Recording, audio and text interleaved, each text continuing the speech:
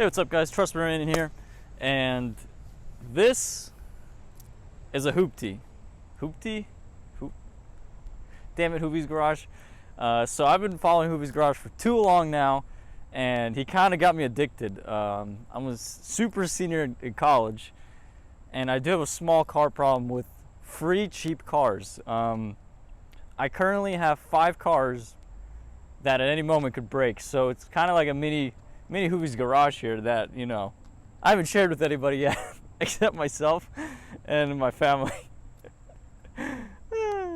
Anyway, so this is my 2003 Subaru Forester 2.5X all-wheel drive. So this I actually beat Hoopy's at. Well, it didn't actually run, so I don't know if I actually beat him because, well, I had to get it towed. So one of my friend's dads was like, gonna throw this entire car away, and I just have a feeling, you know, just I can't throw it away. So it had a high mileage. It has 180,000 miles. So he was gonna just chuck it away, and I was like, no, dude, no. We need it. So I essentially, me and my dad fixed it. It needed a new head gasket, which we put in. The AC, we recharged the AC. Pretty much changed the oil.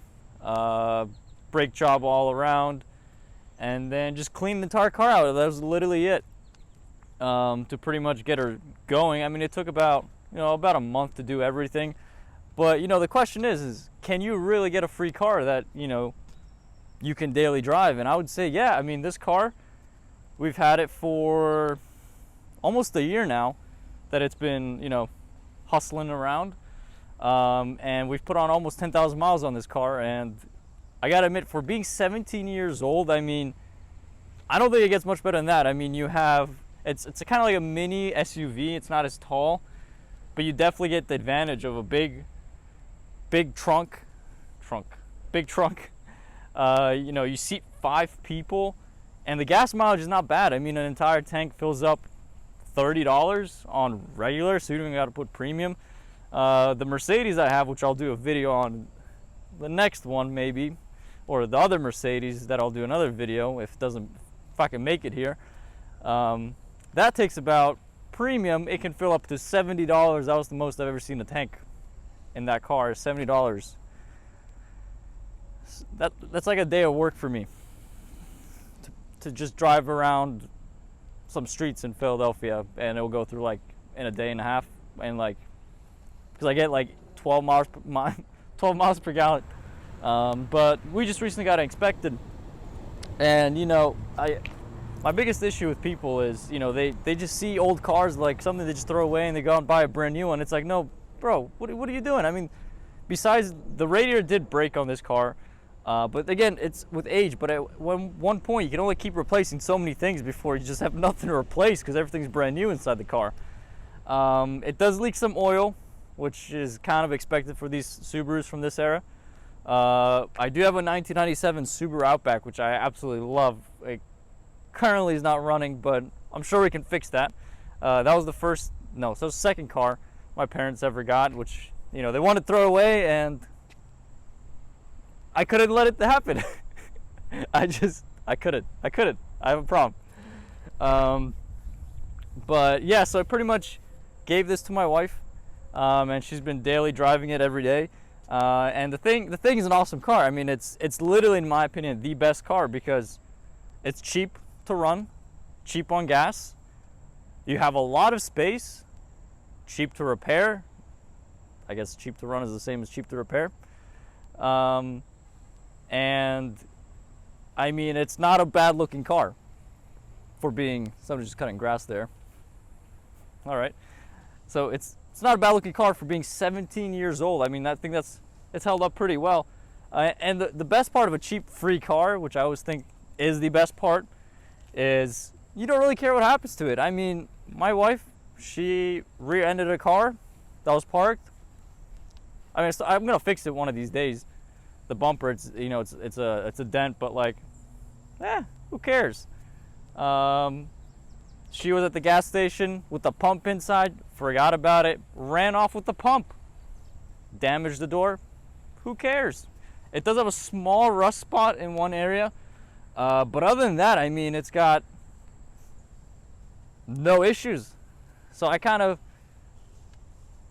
think I beat Hoovy on this, on Hoovy's Garage. I mean, it's kind of a smart investment. And the thing is, like, yeah, it was, you know, it cost a little bit to repair. If you do the work yourself, you save a lot of money. But a car, I looked around, like a car like this in this condition, I mean, you're gonna be looking at around almost $4,000 all sorted out. So I mean, like, it's not the worst that, you know, for somebody to just give it away for free. I mean, it just, like, it irks me when people like don't realize what they have. And again, the parts are super cheap because if you're able to get the car for free, parts are not going to be that expensive. Like when I accidentally had a head-on collision with a Mercedes, I mean, holy crap, I went to like New York, drove like 500 miles, drove to like the New Jersey beach, like 400 miles just to pick up my parts. Like, they were just everywhere and ridiculously expensive, like absurd. Like the front bumper of the Mercedes, brand new one, $1,500, and it's not even a high-end model. It's a CLK. This thing, $100. So that's what, you know, that's what makes this car so great. Is, you know, it's just, I think, the best daily driver car that you can have is a Subaru. And the best part, it's an all-wheel drive for the winter. And that's what, like, people, you know, like, when you're buying a car, don't just go and buy a new car. I mean, you gotta get a great deal on it, and something that's not gonna cost you through the roof. I mean, the insurance on this is cheap. You're not getting full coverage because, like, you're gonna pay the car off in like 2 years of full coverage. So it makes no sense. But like, yeah, it doesn't really matter what you drive. I mean, in certain situations, yeah, but like most of the day, daily driving, when it comes to the winter, rain, this car can do it. And to get it for free, I mean, this thing is completely a steal. But yeah, I can tell you, like, when I hydroplane with the Mercedes, because it's a real drive. Yeah, I've been a lot through with that car. That's like the 8th accident in like 3 years. I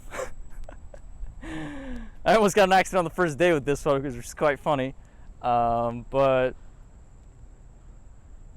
that's, I mean, what else can we do?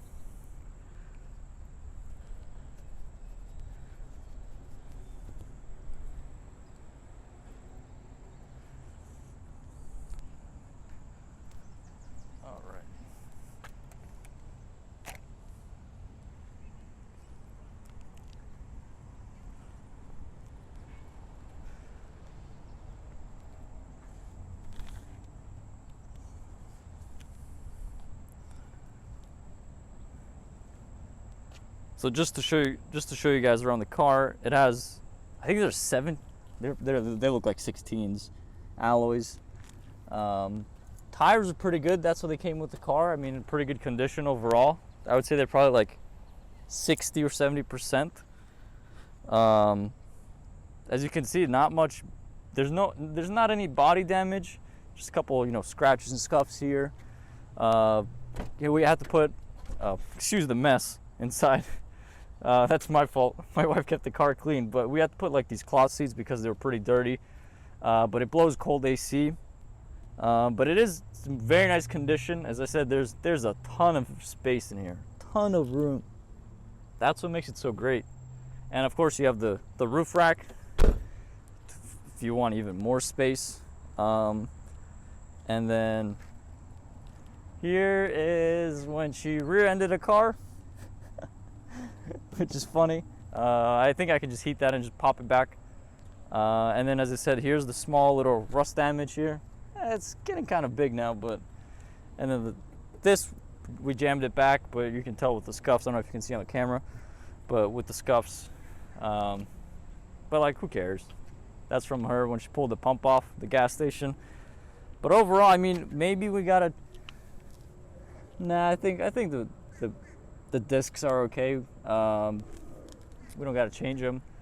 But overall, I mean, like, the car's very nice, quiet little engine. The ride overall, is very, very smooth, I would say. That's what makes this car so special, is that, you know, for such a cheap price, you're getting such a smooth car. And again, the transmission of these Subarus are absolutely one of the best, because, you know, the red Subarus literally almost hit 300,000 miles with the same transmission. I don't think we've ever even flushed the fluid of that thing. And again, 180,000 miles, shifts not a problem. And the Mercedes kind of started going a little bit, having some hiccups on the transmission, vibrating on acceleration in the low gear, like 20-mile range. Yeah, not looking too good with that car. But overall, I think, you know, very, very classic design. That thing has kind of aged pretty well with this Subaru Forester. You know, other Subarus have really just like gone down the drain with design. But this one, it's not bad. I could see this, you know, blacking everything out with a satin black. Maybe I should do that. That'd be pretty cool. Wifey doesn't want that, but yeah, besides, you know, obviously it's not a sport car. When you drive it, it's kind of like, you know, lofty feeling. But again, humongous trunk. I mean, just huge amount of space.